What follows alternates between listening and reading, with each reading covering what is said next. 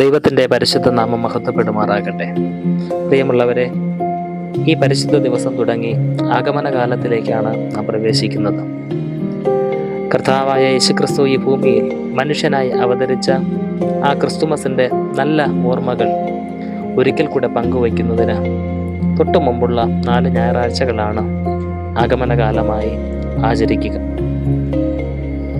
കർത്താവായ യേശു മാനവരാശിയെ വീണ്ടെടുക്കുന്നതിന് വേണ്ടി സ്വർഗാദി സ്വർഗങ്ങളിലെ മഹിമ വെടിഞ്ഞ് താഴ്മ ധരിച്ച് മനുഷ്യനായി തീർന്ന് ഈ ഭൂമിയിലേക്ക് കടന്നു വന്നു. അത് ദൈവത്തിൽ നിന്നുള്ള കൃപയാണ്. മാനവരാശി പാപത്തിൽ ആണ്ടുകിടന്ന അനുഭവങ്ങളിൽ നിന്ന് വിമോചിക്കപ്പെടേണ്ടതിന് ദൈവം നമുക്ക് അപ്രാപ്യമായിരുന്ന നന്മയെ ഒരു അർഹതയില്ലാതിരുന്നിട്ടും നമുക്ക് നൽകിയ അനുഭവമാണ്. ആ കൃപയാണ് യേശുക്രിസ്തു.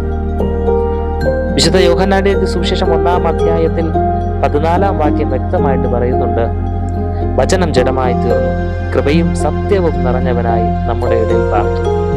ഇത് യേശു കർത്താവിനെ കുറിച്ചുള്ള വ്യക്തമായ തെളിവാണ്. അല്ലെങ്കിൽ കൃപ കർത്താവാണ്, കർത്താവിലാണ് എന്ന് ബോധ്യപ്പെടുത്തുന്ന അനുഭവമാണ്. ഈ കൃപ നിറഞ്ഞിരിക്കുന്നത് ക്രിസ്തുവേശുവിലാണ് എന്നും ക്രിസ്തുവേശുവിലൂടെ കൃപമേൽ കൃപ നമുക്ക് ലഭിക്കുമെന്നും 16-17 വാക്യങ്ങളിലൂടെ നമുക്ക് മനസ്സിലാക്കുവാനായിട്ട് സാധിക്കും. പ്രിയമുള്ളവരെ, ഈ ആഗമനകാലം നമ്മുടെ ജീവിതങ്ങളിൽ അർഹതയില്ലാത്ത തലങ്ങളിൽ ദൈവമൊരുക്കുന്ന നന്മകൾ പ്രാപിക്കുന്നതിനുള്ള മുഖാന്തരമായി തീരട്ടെ. ആ ദൈവകൃപ അനുഭവിക്കുവാൻ, ആ ദൈവകൃപ നമ്മുടെ ജീവിതങ്ങളിൽ സ്വായത്തമാക്കുവാൻ ദൈവം നമുക്ക് വേണ്ടി ഒരുക്കുന്ന നിത്യമായ ജീവന്റെ അനുഭവങ്ങളിലേക്ക് ചേർക്കപ്പെടേണ്ടുന്നതിന് വിശുദ്ധിയുള്ള ഒരു ജീവിതം നയിക്കുവാനും സർവശക്തനായ ദൈവം നമ്മെ ഓരോരുത്തരെയും സഹായിക്കട്ടെ എന്ന് പ്രാർത്ഥിച്ചുകൊണ്ട് എല്ലാവിധ നന്മകളും അനുഗ്രഹങ്ങളും ആശംസിക്കുന്നു. ആമേൻ.